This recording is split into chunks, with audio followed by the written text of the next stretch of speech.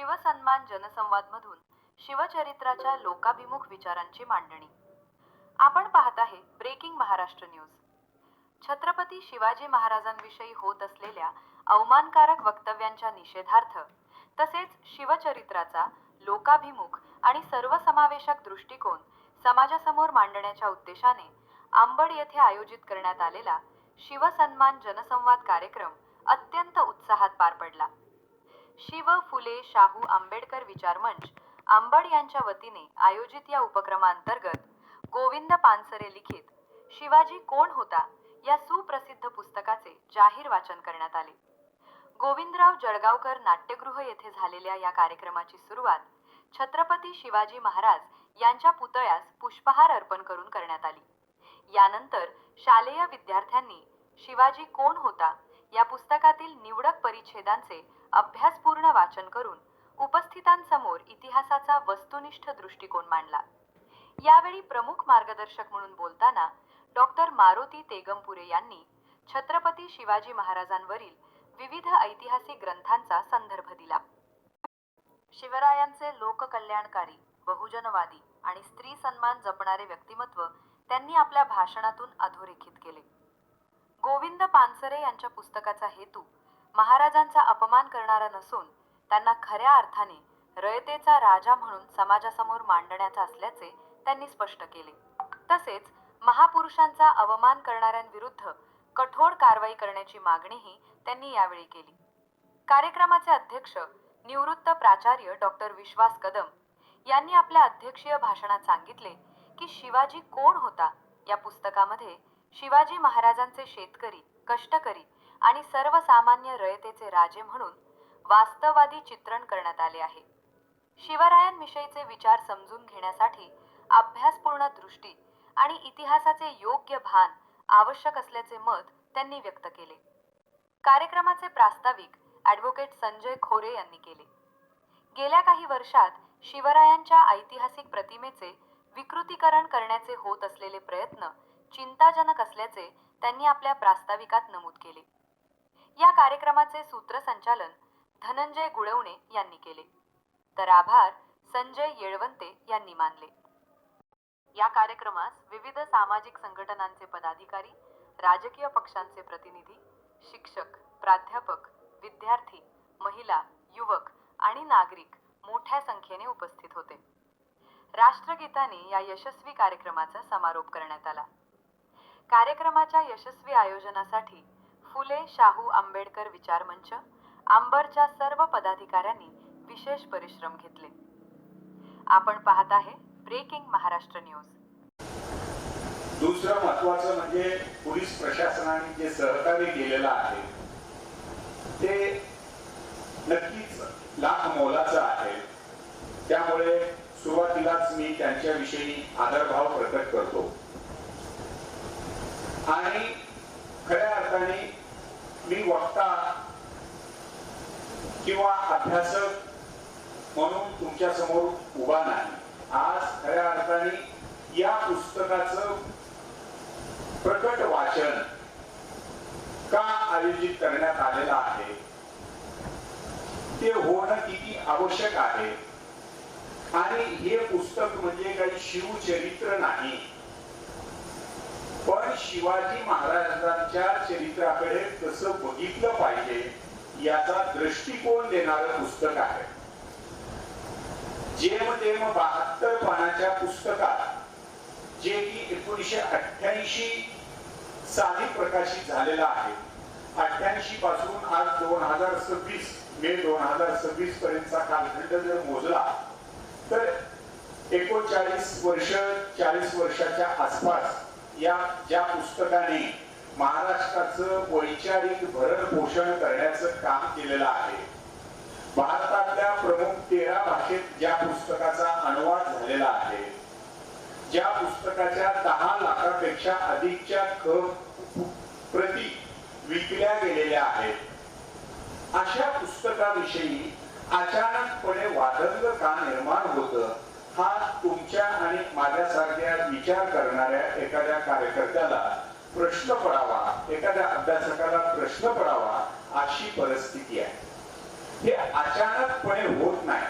अगदी चळवळीत काम करणारे, आयुष्य पुरोगामी विचारात घातलेली बरीच मंडळी, ज्येष्ठ मंडळी भेटता क्षणीच आम्हाला म्हणतात, फोन येतात की सर बाकी सर्व ठीक आहे, पण उल्लेख हा एकेरीच आहे. उल्लेख हा एकेरीच आहे. आणि त्या पार्श्वभूमीवर आम्ही समन्वय समितीच्या मंडळींनी चर्चा करू की बाबा या सर्व गोष्टीची एक भूमिका गेली पाहिजे लोकांपर्यंत, की ज्यांना या शिवचरित्राकडे कसं बघितलं पाहिजे या दृष्टिकोन देणारं अत्यंत महत्वाचं पुस्तक असताना सुद्धा एकेरी उल्लेख कसा याचं एक स्पष्टीकरण म्हणा किंवा याचं एक इतिहासाकडे बघण्याची जी काही दृष्टी असते ती दृष्टी काय असते आणि केवळ शिवाजी महाराजांच्या पानसरेंनी लिहिलेल्या पुस्तकातच एकेरी उल्लेख आहे असा मुजोरपणा एखादा लेखक कसा काय करू शकतो, हे आम्ही विचार ज्यावेळेस करू लागलो त्यावेळेस आमच्या हाताला जे काही मटेरियल लागलं त्या मटेरियलचं एक एक पान मी तुमच्या समोर या निमित्तानं दाखवण्याचा प्रयत्न करणार आहे. मी वक्ता किंवा अभ्यासक म्हणून बोलत नाही, पुन्हा एकदा सांगतो, कारण सूरज तो सूरज है, चमकना उनका काम है. सूरज तो सूरज है, चमकना उनका काम है. दी हम सबको जिसने रोशनी, शिवराय उन्हीं का नाम है. त्यामुळं शिवरायावर तासन तास जरी बोललं, मी महाराष्ट्रात अनेक ठिकाणी छत्रपती शिवाजी महाराजांवर व्याख्यानं दिलेली आहेत. व्याख्यानं देत असताना शिवरायांचं आजचं रिलेव्हन्स काय आहे, आजची प्रस्तुतता काय आहे हे मांडण्याचा आपण प्रयत्न करत असतो. कारण शिवाजी महाराज इथं जन्मले, इतक्या लढाया केल्या, इतके किल्ले बांधले, हे जितकं महत्वाचं आहे तितकं आज शिवाजी महाराज असते तर हे समजून घेणं सुद्धा अत्यंत महत्वाचं आहे.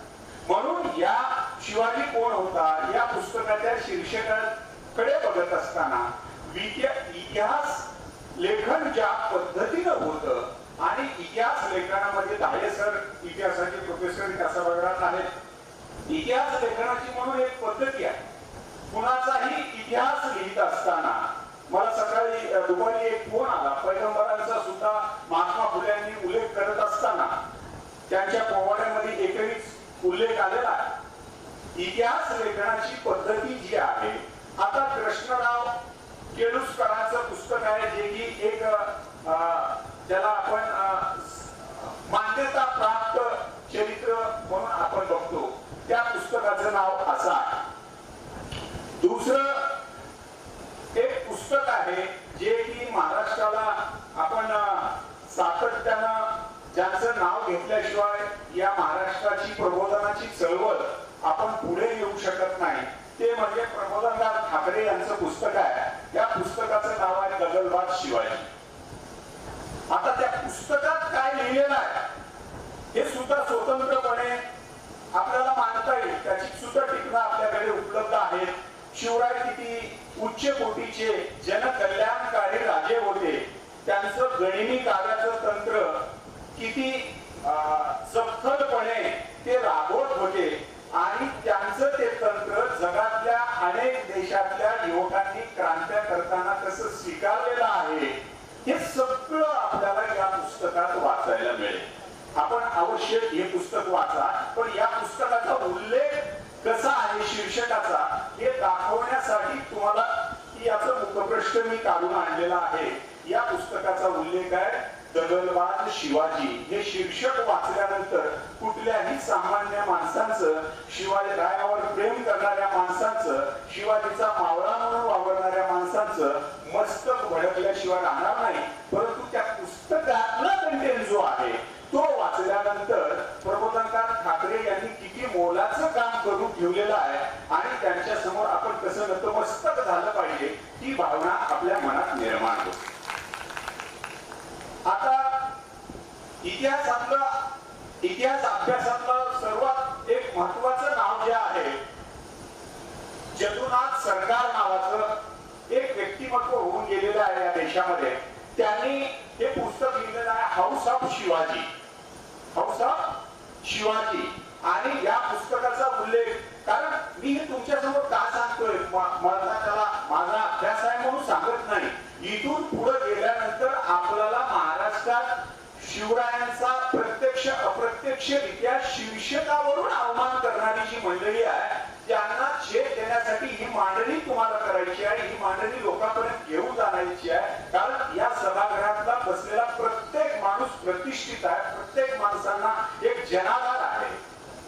त्यामुळे हे आपण समजून घेतलं पाहिजे. आणि जे जे कोणी म्हणतात की शिवरायांचा एकेरी उल्लेख आहे, मी अशाही पुस्तकांची नावं सांगू शकतो ज्या पुस्तकांचं शीर्षक इतकं मधुर आहे, ते शीर्षक वाचल्यानंतर आपल्याला डायबेटिक व्हावा इतकं मधुर आहे, पण ते पुस्तक वाचल्यानंतर त्या पुस्तकामध्ये पानापानावर शिवरायांचा अवमान केलेलं आपल्याला पाहावयास मिळतं.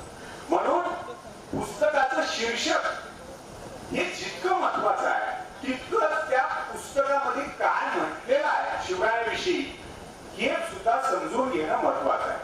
आणखी जगन्नाथ सरकारचं दुसरं एक पुस्तक आहे Shivaji and his times. Shivaji and his times हे सुद्धा पुस्तक आपण बघितलं पाहिजे. कारण मी अगदी कमी वेळेत एकूण मला जी भूमिका मांडायला सांगण्यात आलेली आहे ती तुमच्या समोर ठेवणार आहे. ते गजानन भास्कर मेहेंदळे म्हणजे इतिहासातलं फार मोठं नाव, इतिहास अभ्यासकामधलं एक अत्यंत महत्वाचं नाव मेहेंदळे यांचं घेतलं जातं. त्यांनी जे पुस्तक लिहिलेलं आहे त्याचं नाव आहे Shivaji his life and times. आता या ठिकाणी शिवरायांचा शिवाजी महाराजांचा उल्लेख कसा आहे, कसा आहे उल्लेख एकेरी. आणखी एक पुस्तक आहे जे की 1921 साली प्रकाशित झालेलं आहे. त्या पुस्तकाचं नाव आहे the life of Shivaji Maharaj, founder of the Maratha empire. फक्त त्यांनी महाराज हा शब्द प्रयोग केलेला आहे. हे पुस्तक ठकाव यांचं आहे. हे सुद्धा पुस्तक अतिशय अभ्यासकांसाठी प्रमाण आहे.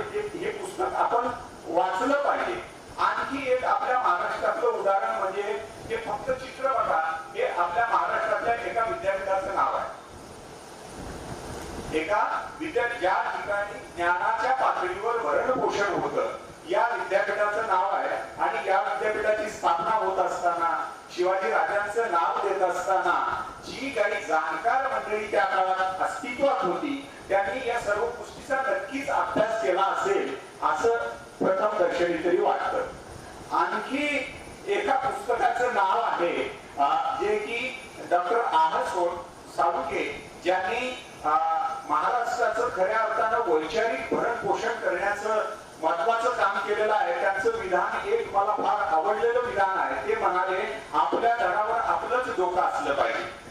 आपल्या धडावर आपलंच डोकं असलं पाहिजे. शरीर आपलं आहे पण मेंदू कोणीतरी ऑपरेट करत आहे. ऑपरेट करणारी एजन्सी तिसऱ्या ठिकाणी बसलेली आहे. ती काहीतरी सांगते म्हणून आपण काहीतरी करतो. तसं होऊ नये असं सोळुंखे हे महाराष्ट्राला तात्यासाहेब अनेकदा सांगितलेलं आहे. ते आपण कितपत स्वीकारलेलं आहे हे येणाऱ्या काळात आपल्याला स्पष्ट होईल. त्यांचं एक पुस्तक आहे पुरंदरेची इतिहासद्रोही बखर. या पुस्तकाकडे सुद्धा आपण डोळसपणे बघायला शिकलं पाहिजे. मी हे काही पुस्तकाचे तुम्हाला या निमित्ताने मुखप्रश्न दाखविले. अलीकडच्या काळात आणखीन एक पुस्तक आलेलं आहे ज्याचं शीर्षक सुद्धा एकेरीच आहे. गोयल नावाचे लेखक आहेत. त्यांनी ते पुस्तक लिहिलं. ते पुस्तक योग्य पद्धतीने मला त्याची प्रिंट उपलब्ध झाली नाही म्हणून मी ते आणू शकलो नाही. त्या पुस्तकाचं नाव आहे आपल्या देशाचे पंतप्रधान यांच्यावर लिहिलेलं आज के शिवाजी. आज के शिवाजी नावाचं गोयल यांनी लिहिलेलं पुस्तक आहे. त्याही पुस्तकाचं नाव एकेरीच असल्याचं आपल्याला पाहावयास मिळतं. आता हा सर्व तपशील तुमच्या समोर ठेवल्यानंतर मुळात हा सर्व तपशील ठेवण्याची गरजच काय? केवळ शिवाजी कोण होता या पुस्तकाच्याच अनुषंगाने आपण बोलतोय. कुठले तरी आमदार ते कोण आहेत, गायकवाड आहेत का शिंदे आहेत, देशपांडे आहेत, कुलकर्णी आहेत, तेगंपुरे आहेत, हा महत्वाचा मेंदू कोणासाठी कार्यरत आहे हा त्यातला महत्वाचा भाग आहे. माझ्या दृष्टीने तरी तो महत्वाचा भाग आहे. ते म्हणतात नव्हत ना, उस डोंगा परी जसं नाही डोंगा काय बोललासी वरलिया रंगा. ते कोण आहे हा मुद्दा महत्वाचा नाही, ते काय बोलतात काय वागतात त्यांचा वर्तन व्यवहार काय आहे हे आपण उघड्या डोळ्यांनी बघितलं पाहिजे. आणि अशा माणसांना ते कुणीही जरी असतील तरी येणाऱ्या काळामध्ये की असे सुद्धा लोकप्रतिनिधी या राज्यात असू शकतात. शिव फुले शाहूंचा हा महाराष्ट्र विद्येविना मती गेली असं सांगणारे महात्मा फुले, शिक्षण हे वाघिणीचं दूध आहे, जो प्राशन करेल तो गुदगुरल्याशिवाय राहणार नाही असं सांगणारे बाबासाहेब, शाहू महाराजांनी शिक्षणाची दारं खुली करून दिली म्हणून तुम्ही आम्ही शिकू शकलो. इतकी पुरोगामी प्रगतीशील धर्मनिरपेक्ष परंपरा असलेल्या राज्यामध्ये असे सुद्धा लोकप्रतिनिधी असू शकतात असा प्रश्न आपल्याला पडतो. आणि त्या निमित्ताने या राज्यामध्ये सातत्याने अनेक तोंडाने छत्रपती शिवरायांचा अवमान करण्याचं जे कटकारस्थान सुरू आहे ते कटकारस्थान आपण ओळखलं पाहिजे. त्याचीही काही महत्वाची टिपणं या ठिकाणी मी घेऊन आलेलो आहे. ती टिपणं अत्यंत महत्वाची आहे, कारण आज एक नव्हे तर अनेक पातळीवरून छत्रपती शिवरायांचा अवमान करण्याचं काम सुरू आहे. अगदी नागपूरला परवा एका कार्यक्रमामध्ये आपल्या धार्मिक श्रद्धा काहीही असू शकतात.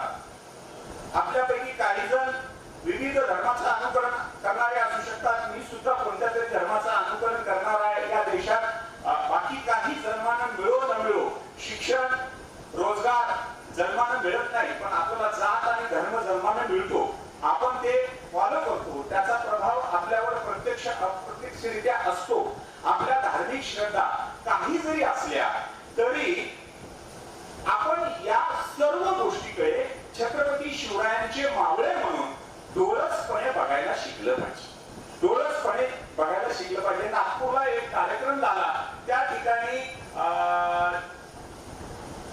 ज्यांचा उल्लेख धीरेंद्र शास्त्री बागेश्वर बाबा म्हणून केला जातो, त्यांनी काय उल्लेख केला त्या कार्यक्रमात की शिवराय हे लढाया करून करून करून करून थकले आणि थकल्यानंतर त्यांनी त्याचा मुकुट काढला आणि रामदासांच्या चरणावरती ठेवला आणि त्यांना म्हणाले की आता मी लढाया करून थकलेलो आहे, इथून पुढच्या लढाया मी करू शकणार नाही, हा मुकुट तुम्ही परिधान करा आणि इथून पुढचा राज्यकारभार तुम्ही हाका.